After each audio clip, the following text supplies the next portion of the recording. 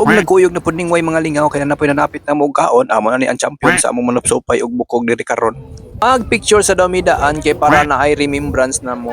Og abanti na dayon may paghuman na mo picture kay gipanggosla na ang mga kauban amo na ni among giagian medyo ang aton murag maipit man atong tiyan amo na gay nahinay ra gyud miglakaw paingon sa taas kito pa man sa taas ang kaon og pag-abot na mo diring dapita gapahulay may kay grabe kahangak. Pag human na mo pahulay saka na pud mi ani karon kay tuwa pa man lagi sa taas ang kaon amo ni giingon basta kaon na gani adtuon kinahanglan ang tuson bahalag lisod og angaton basta lang makakaon.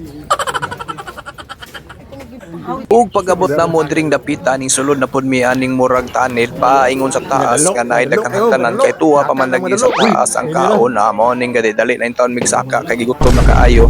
Pag-abot na mo diri gipalingkod na dayon mi sa tag-iya og salamat kaayo sa nag-invite ani labi na ni Haring Bidul. Og pag-abot na mo nalaan pa dami brother diri ni nanay. Pare, may pare. Mo ni mampo ron sa kaon.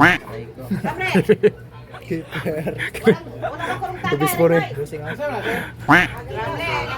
Og mao na gid taon ning among gihulat nga pakanon na gid taon mi ni nanay og salamat kayo kay sa nadugay iya na gid taon mi gipakaon og nagaldiro na gid kaya among panglantaw.